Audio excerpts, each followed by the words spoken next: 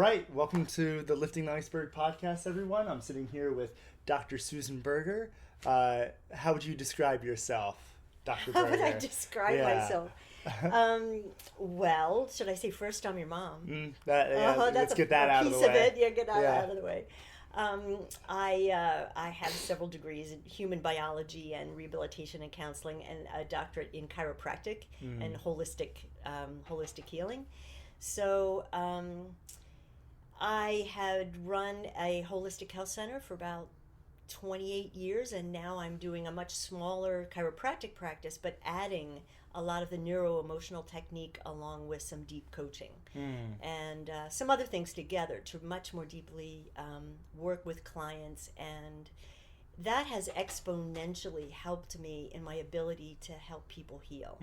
Because now that we're addressing the traumas, the stresses, and all those unresolved emotions that are held in the body and the subconscious, it's really exciting how much more I can help people. And I've got certified in the N.E.T.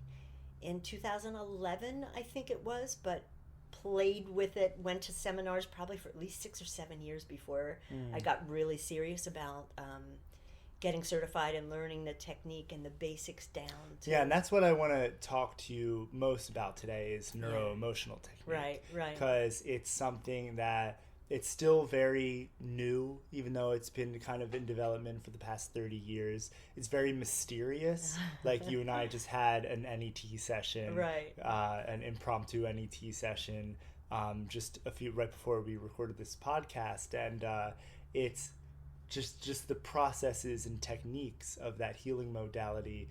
It's mind-blowing. And I remember you kind of did this with us as we were growing up in different ways. Like you would do a thing called muscle testing, where you would have us put our arm out and you would ask us a question or maybe hold a certain part of our body to see if there was any kind of injury or anything there that needed to be healed, and you would push down our arm. And if our arm was strong, how would you describe muscle testing? Because sometimes you would push down our arm and it would go weak, and that would mean that wherever you were holding on our body had some kind of issue that needed to be addressed. How does that work?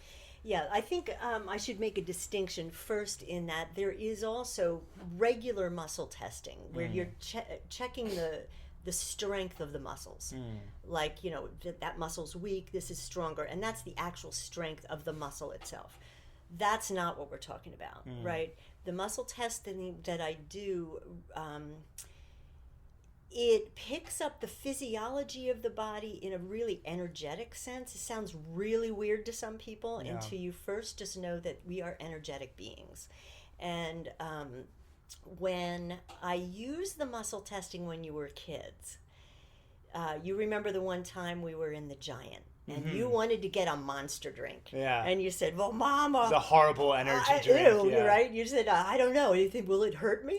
Because I didn't want to get it for you. I said, well, what if I bought one with my own money? I said, well, try it, right? You want to try it. And you picked it off the shelf and you kind of looked around to make sure nobody's coming down the aisle, right? And you put your arm up because we had done the muscle testing before. And in the clear, the muscle testing is strong, where the muscle is just the muscle, right? You apply like a very light force. Light force, and what I'm feeling for is really not the strength of the muscle. The muscle will lock right in, or it'll falter just a little bit for just a second or two, right? With what we call in N.E.T. an incongruency. For example, in that situation, and you put your arm up, you're strong. You're a strong kid, right? But then you brought that Monster drink into your energy field. I put it right up to my chest. Right up to your chest. And what happened when I pushed your arm? My arm just went dead. I put it back on the shelf. Well, and you said, well, what if I get it anyway? Will it hurt me? I said, well, if you just drink one, you're going to survive it, right? But to drink that all the time, it's not helping you. The way I think about it, it wasn't congruent with my energy. Your energy is like, oh, and people will say, well, how do you know you're not testing the metal of the can or the stuff? This is where I don't know if I really should even say this early on in the podcast, but it also has to do with intention, which is extremely powerful. What you're intending is to see, is what's in that can. I sometimes do that with vitamins, different things, foods. If somebody just isn't testing strong with it, I may not know why, but it may not be something that they should eat for a while. Yeah. There's just something that their body isn't, the energy of it is just not matching. It's just not good right now. And that can change over time. Yeah. Where then later on we double muscle test again and the body's stronger with it. And so sometimes you it's food use the sensitivities. physical body as like, and muscle testing as like a window into how what's good, going on. Is there something good, not so Yeah. good? And that may not even be the right words to use. And when you said a minute ago how I would check like your knee or something, my palpation skills are really good as a chiropractor. I can feel energy before I put my hands on somebody and the changes in the energy field. But also structurally, like say I wanted to check your knee, and maybe for everybody we'll just like show them, like if I would say, okay, bring your arm up and hold. And then, so you're so strong anyway now. But one of the things I touch is the polarity point. There's a point right here. And then we start to deal with the energy meridians, the acupuncture meridians, and neurological levels combined sometimes. So if you hold that, and I want to see if you're testing, I put my hands on the polarity point and see what happens, right? So hold, and if I touch you right there, and hold. See how that goes right down? Now really try. And see, I know, and I let it's hard go. for people watching to understand, but I am really trying to keep my arm up. And parkour guy, I mean, you're really strong. And it's not hypnotism. No, You're not, it's not like at all. I'm literally feeling my arm go weak when you touch on that acupuncture point. And so the best way I tend to describe that to people, because I try to use words that kind of make sense to something that's very abstract like this. Like when I do this, it's almost like some of the energy that's sort of running this way, I feel like it's just a little interference, and just for a minute, I'm interfering, and your body goes, it stops the flow just for that moment. So that's one of the ways that people can really feel the muscle test change. So that's muscle testing. How does that apply to neuro-emotional technique? That now is where we start to talk about congruency. Because it's not a predictor, it's not a true false. Ooh, should I go to that thing? That's not what we're doing with N.E.T. The muscle test with the N.E.T. is like a very non-technical way to pick up physiological changes in the body. And with N.E.T., we're working kind of on the neck down. We can go to counseling and talk about things that happen to us, or that we still have some stressors about. And, regular counseling is helpful, but what you're not getting to is the memories and the emotions and the unresolved issues and things that are subconscious and unconscious. So with the N.E.T., this is a technique that helps us find, identify, and resolve those old emotions really gently and really quickly. And once you do that, they won't be the same again. Like you can't shed your light on something. And as you connect, as we clear the N.E.T., like we were doing a little earlier, then those emotions are now moving, like emotion, energy and motion, if you think about it that way. That we hold these emotions because at times, if we're younger, we didn't have the ability we didn't know what to do with them. When we're kids, we're not even in our reasoning brain, and that doesn't usually work anyway. Some people will say, oh, I've resolved that, I'm okay with that, and yet it comes up in the N.E.T. Because you've gotten okay with it in your head, right? You've reasoned it out, tried to maybe forgive or do whatever. I mean, there's so many different things we can work on with N.E.T. Not just traumatic things, but now but it seems still like subconscious. There's still like you'll bring up certain past emotions, but like with N.E.T. But one of the reasons why it's used so often in conjunction with chiropractic is that it seems like emotions are stored in the body. Yes. And someone might have a particular ache or pain in their body that actually relates to what would otherwise be called a psychological trauma. Right. Yes. Yep. And you'll find some people saying that, and being in practice well over 30 years now, that some people estimate at least 95% of physical illnesses or issues have a strong emotional component. Yeah. Right? Yeah. Because we are our bodies. The body-mind is all an integrated whole. There's not even a mind-body connection. It is all going on at once. And I used to give people really simple examples, right? So say I were to say to you something that really embarrassed you. You know, like, you've got pink underwear with bows on it, or something like that, and you got really embarrassed. What would we see happen to your face? What would happen to red someone? face, hunched shoulders, right, so your slouched. face gets red. Yeah. So if I were to say, well, so what made your face red? What would you think? The emotion. The emotion, but how then did that translate in dilated blood vessels? Yeah. It was the It's emotion the body-mind. that the body kind of like dilated the blood vessels. And when we listen to the things that we say, like if somebody says, oh, I had a broken heart, and there's a pain here, or oh, I got butterflies in my stomach. These are all ways that we're feeling our bodies. But in our culture, we don't honor all of that as a connection. And that's what's, I think, really cool about like your work with N.E.T. points to the fact that our subconscious is not some kind of compartment of our brain, but our subconscious is actually our entire body. You know, and the way you release things from your quote-unquote subconscious is by getting to those issues in your tissues that you've said before, you know? Right. And the N.E.T. I'll bring in early on in the conversation now. You saw some of the study that was done at Jefferson in Philadelphia. And they did this study starting with functional MRIs of the participants' brains, and there was a control group. And the areas of the brain, like the trauma centers, as the person was telling their story, these were all people that for at least 6 months, and some a lot longer, still had huge amounts, like 10 on a scale of 1 to 10, about either a cancer diagnosis or a cancer treatment. And sometimes a cancer diagnosis is like, just, I'm going to die tomorrow. I mean, that's so traumatic. And when people hadn't been able to sort of let that go, or it was still very active. So then as they told the story, they saw certain areas of the brain light up, and on the graph it tends to be red, right? In 4 to 6 sessions of N.E.T., the functional MRI, there was none left. There was no red left. And they actually started finding some activity in the cerebellum, a different part of the brain, that they weren't even looking at.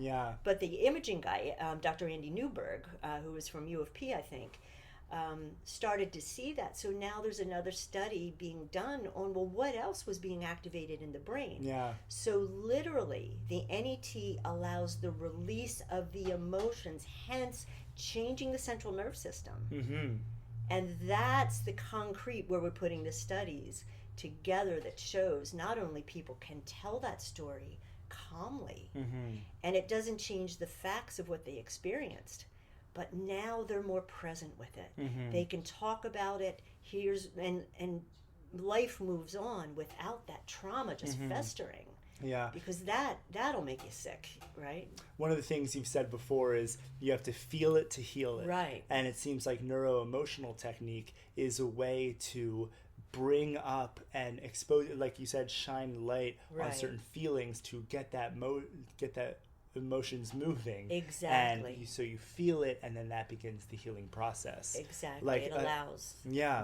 Just like before this podcast, we had like a little N.E.T. session, and came up that I was holding on to the trauma that I felt from around first grade. Moving from, in first grade, I went to a school called Penryn, and that was my last year at that school, and I moved to a new school for second grade.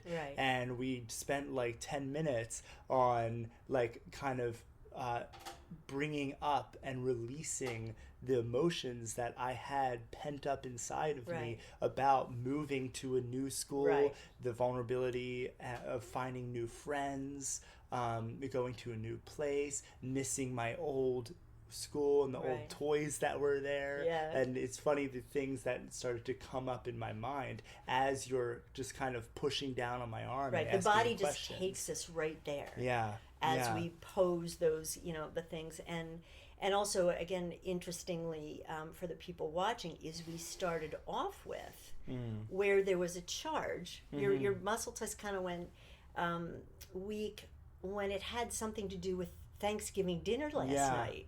So that's where we started, and it's like, okay, so now what's behind us? And we tracked just a web of associations. Exactly, and I mean, again, without actually showing people it, people will do that one day and just show how it works in a session, maybe. But it had to do with your fear of change with your 89-year-old grandma. Like, is she going to be here next Thanksgiving? Or just, you didn't even know that was on your mind until that's exactly what came up.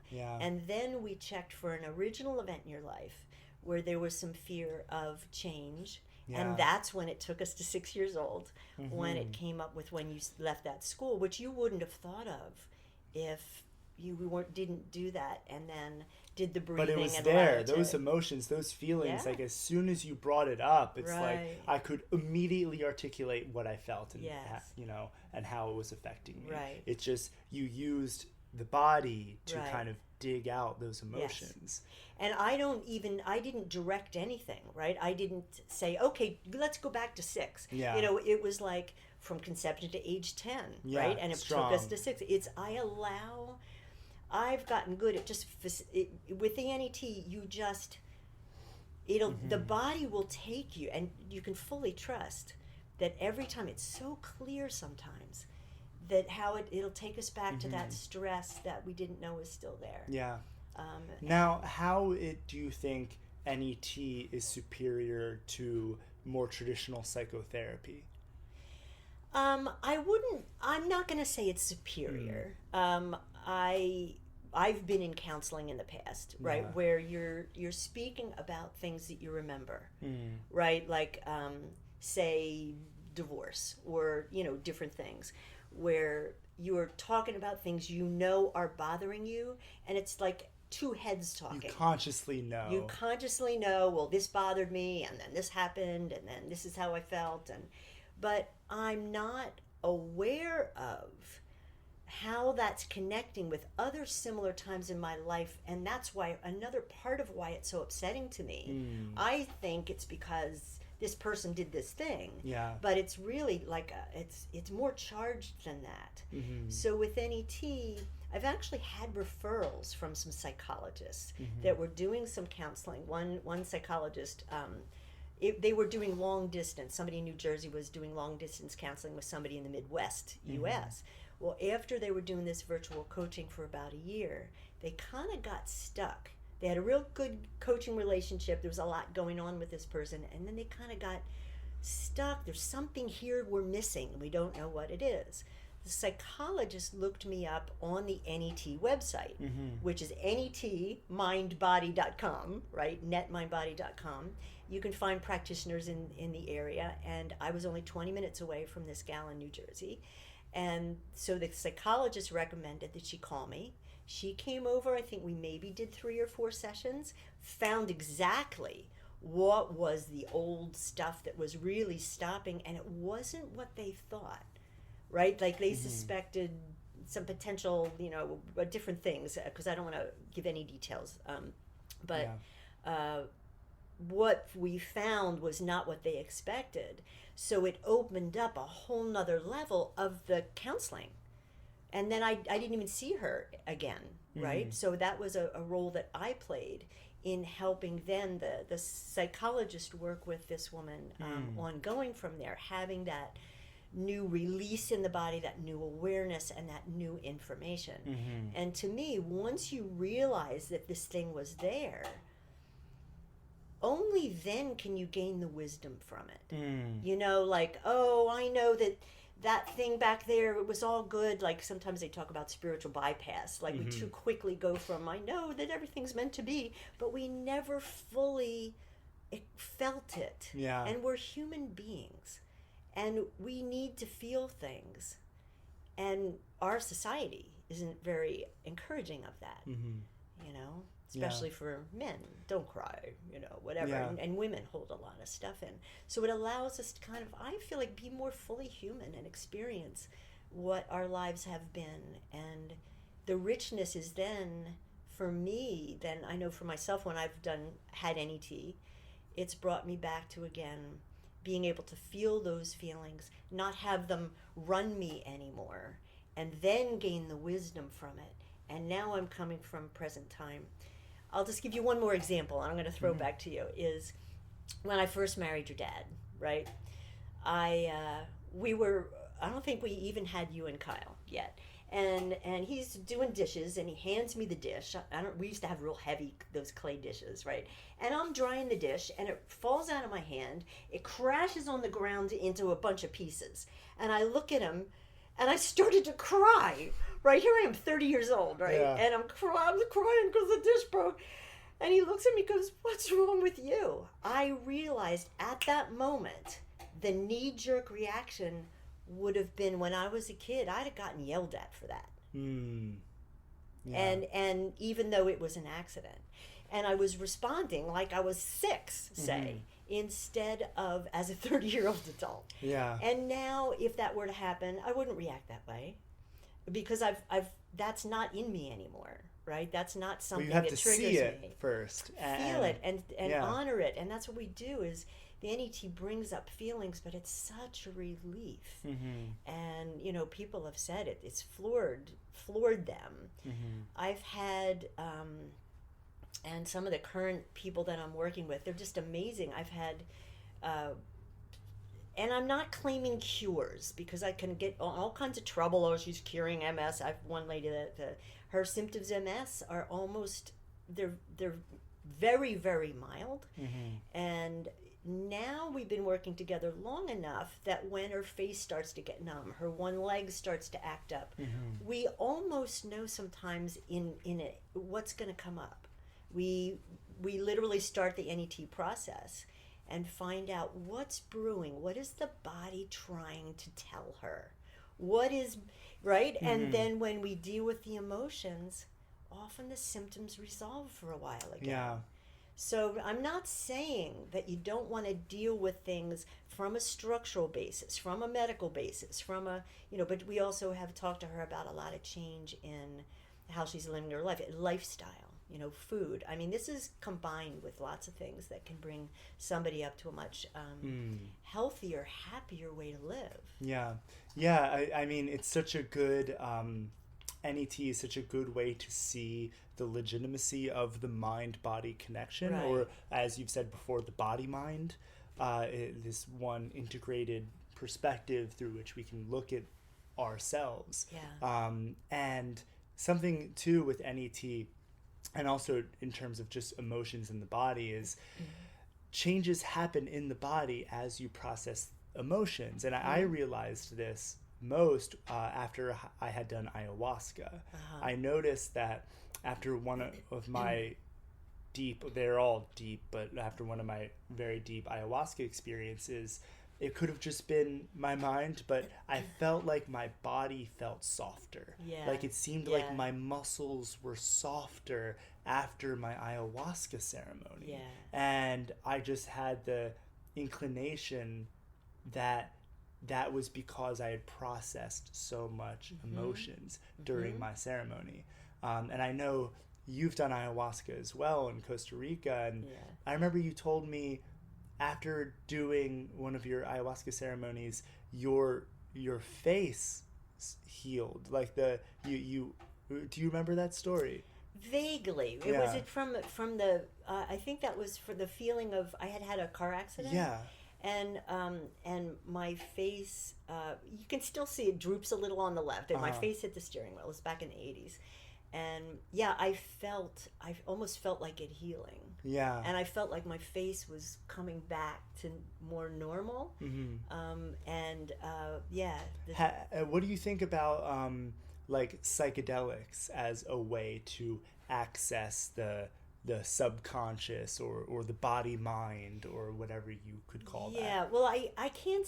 I don't know if I want to comment too much because I haven't had a lot of experience with that, but maybe 4 or 5 ayahuasca ceremonies, plant medicine ceremonies. I feel like what that does is it removes the filters that we hold ourselves in our limited human. I don't believe it unless I see it, hear it, touch it, smell it. You know, we're so limited in our thinking and how we see, how we exist in the world, that I feel like that just lifts all of that.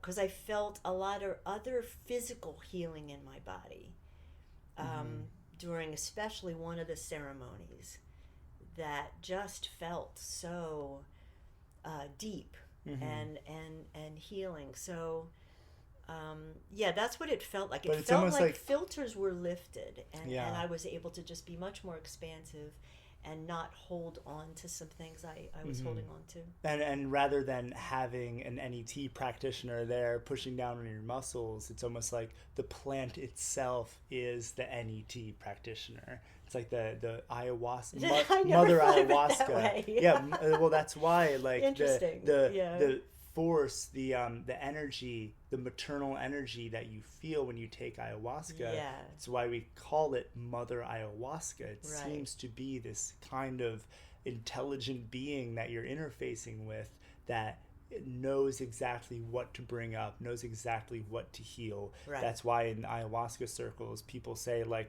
whatever you experienced during that ceremony is exactly what you needed to experience in order to heal. It's like ayahuasca, it won't give you what you ask for, it'll give you what you need. And sometimes what you need is to look back at some kind of traumatic experience that you had when you were 12 years old. And oftentimes ayahuasca will have you visually relive that experience in order to release your body from that. I've had that on ayahuasca where it's funny, there's this one story where our dog Daisy was kind of passing away. We don't exactly know what was wrong with her, but she was just slowly wasting away. She ended up with cancer around the heart. Oh, she had heart cancer. Yeah, wow. Like in the mediastinum, there was actually a tumor. Oh, okay. Yeah, I don't know if you knew that, but that was. I don't know if I did. Well, I remember there were a few things like they were trying to figure out, but then I remember taking her for a walk along the canal path by our house, and we never took her off the path because she was a really tough dog. She was like a pit bull greyhound. And she was strong and fast, and if she saw another dog, she would just start barking and pulling. So we kept her on the path, not diverting at all. And about a week before she passed away, I was taking her for a walk, and she really wanted to like go down this path for whatever reason. She was just pulling and yanking and pointing to go down this path off the canal by this bridge, and I kept on saying no, we can't do that, no. And then eventually like she gave up, and like we walked back to the house, she literally had her head down, and she looked like she was crying. And when I was on ayahuasca during one of the ceremonies, Daisy came to me and she put her head on my lap. And I was immediately transported back to that moment when she had wanted to go down that path and I wasn't letting her. And then I had the visual experience of reaching down to the leash and unhooking her leash and letting her run down that path. And then I immediately just like started crying and just burst out in tears and was crying probably for like 20 minutes. And it felt like my body was just releasing this trauma, both of me feeling sorry for myself that I didn't let her go explore that little path a week before she passed away, but also just the pent up feelings about her death in general. And that was able to give me the experiential healing of having gone Right. through that, to Right. being able to feel it, to heal it, you know. And that's something. Have you ever thought about how maybe psychedelics could be used in conjunction with neuro-emotional technique? Not until today, not until you mentioned that. I mean, Yeah. I really, again, out of respect for the NET people, they don't You don't want to teach- just be throwing mushrooms yeah, at people. yeah, just like, take yeah. a mushroom, burn your arm. I don't, I'm just going to speak personally, and I don't want to represent NET or all practitioners, right?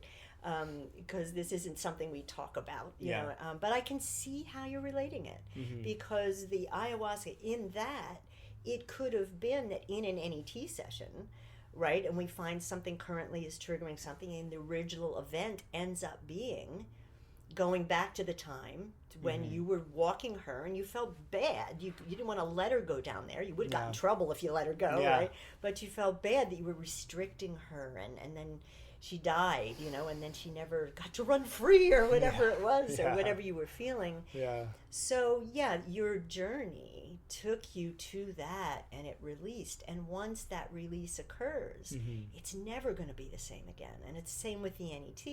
Because as we see, connecting with the NET, you know, through the NET to these old unresolved issues, emotions, experiences, then the brain changes.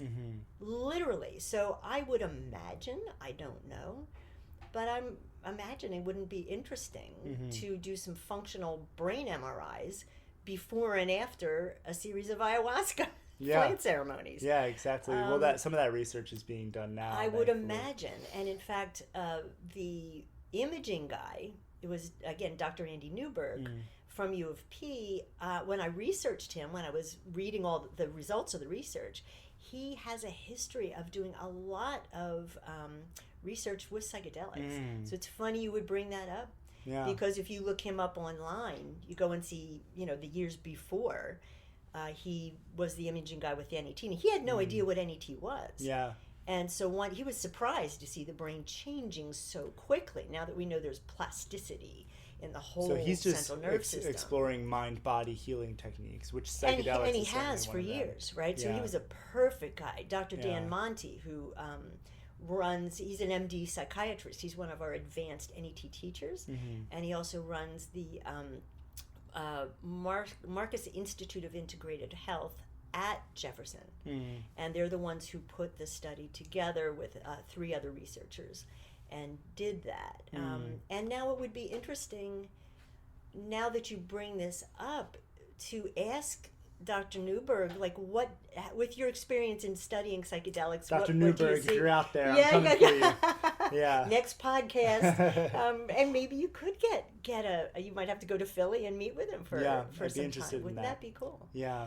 But yeah, anything that helps us really feel and heal and be more present and process life. It's not, we let it just beat us down. You know, you just get through life and then you die, kind of. I mean, what are we doing the way we're living? And you know, afraid of feeling. That brings me to my next question. Yeah. How can we better live our lives so we don't hold on to traumas or hold on to unprocessed emotions? What is something we can practice on a daily basis to make sure our body stays free of the tension that comes from mishandling our emotions? Right. Well, that's the $1 million question, really. We need to first get more comfortable with feeling and honor feeling. I never said to you and your brother, ever, I was so conscious of never saying, be a big boy, don't cry. And I can't imagine you'd ever remember me saying that, right? No, no. And because that was a promise that I have 2 boys, but I'm not ever going to say that. And you would fall, and you'd skin your knee or something, or you'd cry, and I could bring you up on my lap, and this was another funny thing. This is kind of an aside, but I'd put you up on my lap, and I would hold your knee, and I would do Reiki, Yeah. right? And I remember one time we're at the that. playground, and it's another mom or something. I'd say, and either you or Kyle, somebody, it might have been you, said, "Would you do some Reiki?" And she goes, "What are you doing?" I said, "It's just some energy work, right?" Yeah. And because I just let you cry, you got comforted, and within minutes, you just went off and played again. Mm-hmm. So you were allowed to feel it. It hurt. What is this be big boy don't cry thing? It hurts, cry, but you're not, you didn't become little wimps because I let you cry, right? You actually just kind of like got up and went on. So if we open ourselves up as much as we can Yeah. to feeling an emotion while our body is producing it, Yes. we can kind of metabolize it and move on. That's a good way to put it. And the other thing is when I do N.E.T with people, often these old emotions come up and there are tears. The emotions come up and there's tears, and I just am very present with them and allow them to feel whatever it is. But in many circumstances, what do? Somebody starts to cry. "Oh no, oh don't cry. No, no, like no, it's no." wrong to feel bad. Yes. So what if we just don't try to stop the tears, but just sit with someone while they feel the grief or feel the fear or feel just the feeling, the loss or whatever, the anger even. Like most of us are afraid of anger. I'm not good with anger, but have learned that, you don't want to get stuck in any of these emotions, and stay with it. But you don't want to get it stuffed in your body. Yeah. I think one of the best analogies is with these emotions. It's like trying to keep a beach ball underwater. Yeah. Do that for the rest of your life, right? And, Yeah. and it was like, you don't even know that you're doing this. And then like N.E.T, to me, it's kind of like, now there's a little bit of commotion for a few minutes, but then there it goes. Yeah. And you're not holding it in anymore. And then you move on. Life's more of a flow. Everything is flow. Your nerve system's flow, your blood flow, your lymphatic flow, our emotions flow. Flow. Yeah. Something else like that I've learned while practicing different breathing exercises is that it's important to exhale all of the air out of your lungs. We usually go through our life just doing this like kind of shallow breathing where there's a lot of stale air in our lungs that we never fully exhale. And I feel like in a way we live our lives feeling very in a very shallow way when we're not really purging the emotions and metabolizing and cycling the emotions properly. When we're holding on to it, it's down there. We just need to exhale our emotions as we feel them. That's a good point, because with the N.E.T, we say I do the acupressure points, right? And you're touching the emotional points, and say with you the heart meridian, right? And I always, what we do with N.E.T is encourage, then it's breathe. It helps everything move. Everything, breath is life, right? And just breathing with the release is really important.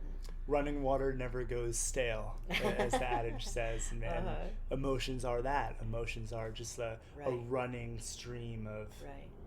And how's that for a question? What is an emotion? Oh man. How would you define an emotion? How well does that label fit the phenomenon?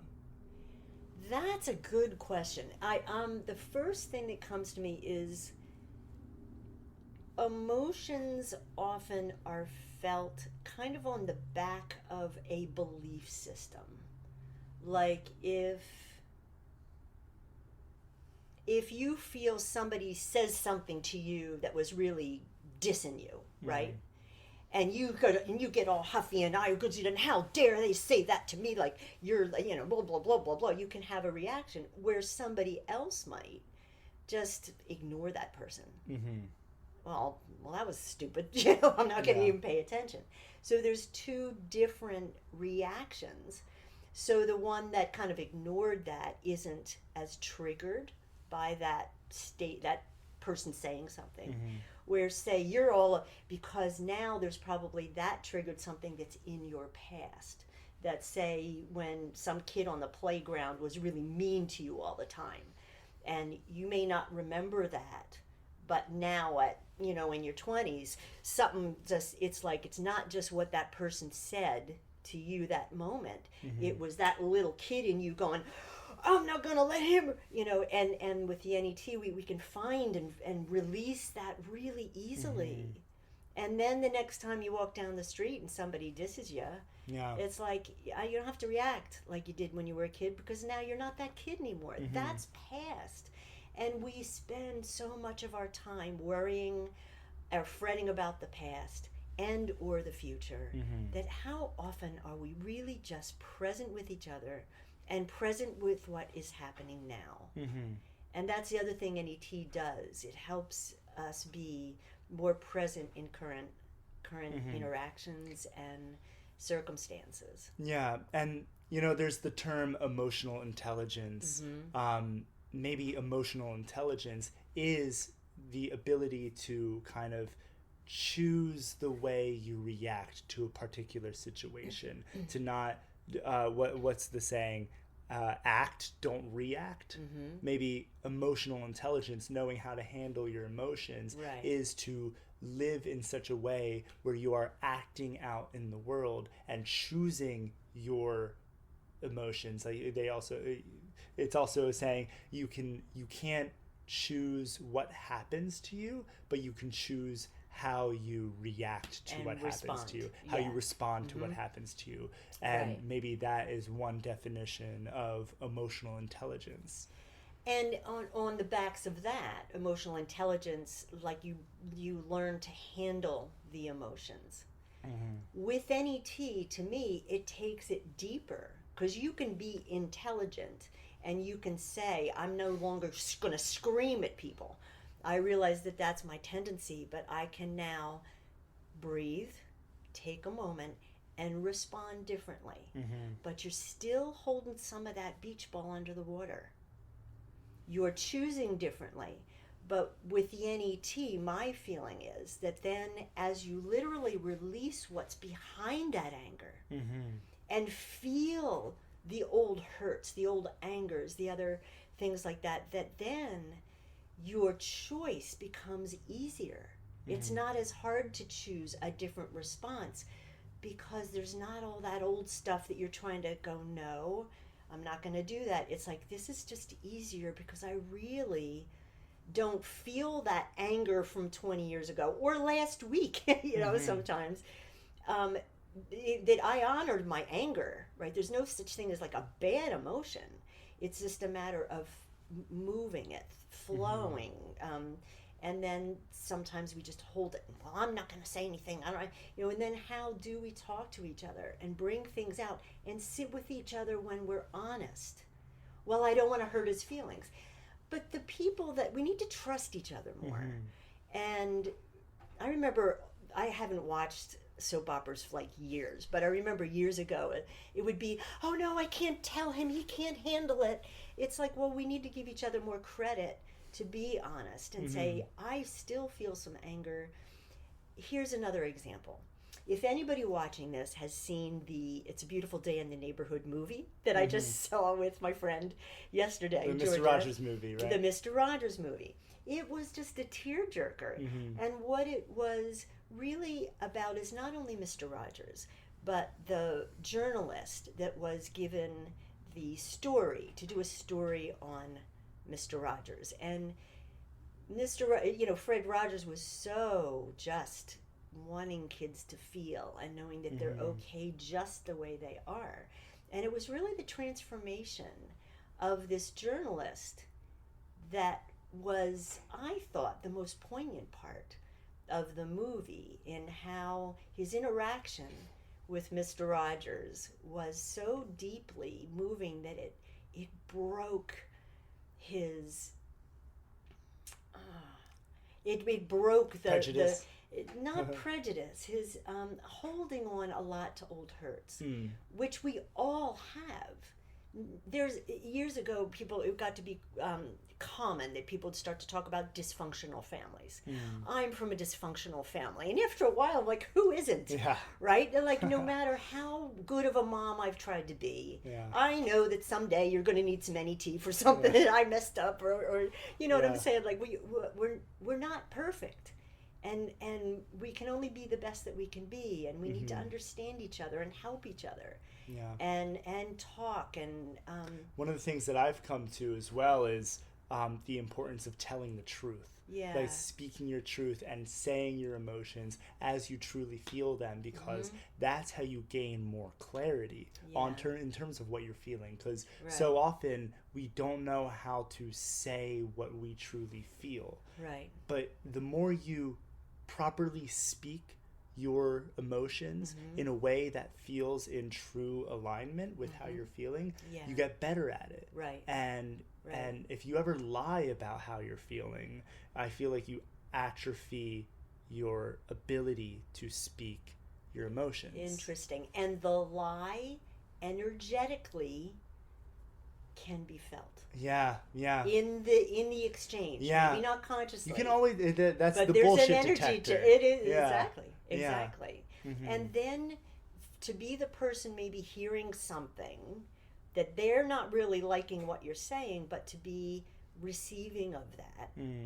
And then if you have a person that can then in turn respond, and now you start to gain an understanding of each other, and in a way that we think we know how somebody feels, and they don't. And when sometimes people are acting out, it's not even about you. We take it personally, and it's not about you. It's because their past is coming up, and they're acting from something, needing to protect themselves, and not that we need to buy into that stuff, but I adopted an affirmation for myself some years ago, is I speak my truth with love. It doesn't have to be, well, because some people just go the opposite, and they're like, well, I just need to tell you, it's like that. I mean, people don't like me because I say it like it is. I mean that's not my nature anyway, right? But I realized I wasn't so great about expressing myself sometimes, but I can speak my truth with love. So I'm saying what I need to say from as embodied loving place, and then it lands differently. It's easier and you're for not someone lying. to hear. I'm just expressing my feeling, which then can open up a conversation. You're instead expressing of your trying to hold emotions. it in. You're expressing your emotions with a little bow on top of it, maybe. Kind maybe of, that's what but the love not. is. But in a way that I'm trying to be clear too, and not minimizing how I feel. I think that's a lot of women, maybe we minimize, don't want to hurt anybody's feelings, I'm just nice, and then it starts to, with some people, the more nice you are, you lose yourself, and now there's times that you needed to speak up. And so with N.E.T, just going back to that, things can get kind of messed up from all kinds of things. It's not always make me a chronic pain we do the N.E.T with. I've started N.E.T with somebody who's got this chronic or recurring dream that they don't know what it's about, or this, I always sabotage my relationship with it in this certain way. Well, let's find out what's behind that. It can start with find out what's behind the pattern, because it's only when you figure out what's causing the pattern of behavior that you can then break that pattern. Exactly. When your emotional health, your psychological health, your physical health, all that is integrated. It all is connected. Everything's connected to everything. People have heard me in my practice say that like over and over again in the last 34 years. It just is. And when we start to look at life that way, we're not compartmentalizing things. Well, I can tell him this, but I won't tell him that. And then keep it from, whatever. We have to protect him. Well, eventually. Every time you do that, every time you kind of step out of accord with your true emotions, I feel like it's like, how you can have like a knot in your muscle? It's like kind of creating a knot in your energy system, a knot in the flow. That's something you're going to eventually maybe need some N.E.T to push out and iron out. Right. And there are times that it's not the time or place to express yourself. Sometimes that isn't the time, right? You do need to just move on. I know that, times for me more recently, I've had some things come up because I just had to keep going. Yeah. I had to keep taking care of mom and dad and this and that and the other thing. And it's almost like sometimes for survival, we have to do what we have to do. Well, there are other ways of metabolizing those emotions, like simple exercise Exactly. for sure. Walk. Yeah. Writing a letter this is something Abraham Lincoln talked about. Like if he had like some kind of bad interaction with someone, but wanted to maintain that friendship, he would write a letter to that person about all of his negative emotions about one particular interaction or just about them as a person. He would write the letter, burn it, and transmute, alchemize those emotions without ever having to cause the confrontation that might go well, it might go bad, who knows, right. And but if he's it's still in the metabolizing past, those sometimes emotions. it's not even worth, once you sort of release it, it doesn't even need to be revisited necessarily with the person. So I think, and a lot of times when I'm finished with a session, I will recommend to the person, if you like to journal, if you're a writer, just pick up some paper, write, because once we do an N.E.T. session, it's not over when we're done. It has initiated a release and a process. And sometimes for a few days, people will start to have other memories or, I forgot about this thing, and then they'll write and bring up a whole bunch of other things, and not all bad, like, and because none of this is bad or good. It's not judging anyone or anything as bad or good. It is what it is, and just write about it. And the same thing, it's just transmuting, it's just moving, and again, just the energy is moving. And then we go on from there, because life is dynamic and every day brings us more challenges and more emotions and more perceptions, and but the more we're more like seaweed instead of living life in all these it's got to be this way kind of way. We're much more open, I think, and can enjoy so life a lot better. Who is N.E.T. for, and how can they find you? Oh boy, you know what, just as you asked me that, this is going to sound even weirder, but maybe not. I actually, years ago, with N.E.T., with the muscle testing, there was a woman, I was seeing her and her family, and she had several little kids, and the baby, which was maybe no more than 6 months old, I want to say even younger, and this adorable little baby was crying and cranky. And the mom's like, something's wrong. There's just something wrong. She keeps crying and she's cranky. And it's been a couple of weeks. I don't know what to do. And there was a lot going on in the household. And I said, well, and she was very open, right? The mom was a massage therapist. She was very open and understanding of all this energetic stuff that we're talking about. Which is why she was with you in the first place. Of course, that's right. That's my kind of people, right?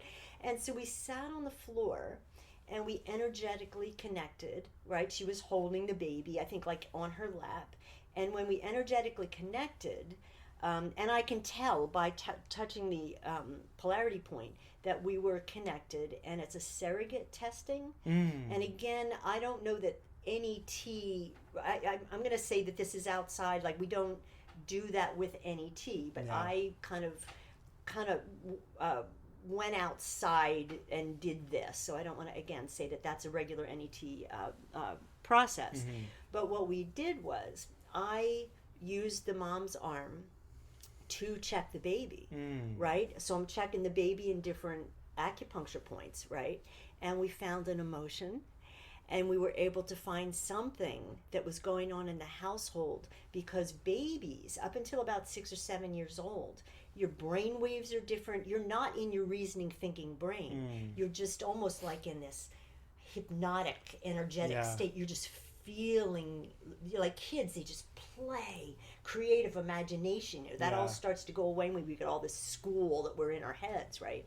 So it was so amazing. And it was clear. The muscle tests were clearly changing. It wasn't And how ambiguous. did you release that from the baby? So I had the mom release. So I what did we do? I think the mom connected with her, and I think then I touched the baby and then used her muscle. We somehow made it work. And literally the next day she called and said, that behavior stopped. Wow. And I was like, because I hadn't done that before. I was just making it up, kind Yeah, of, right? yeah. Like, and she was like, "Yeah, let's try it," right? Yeah. And I ran into them recently. I mean, that baby's now like 17 or something. Yeah.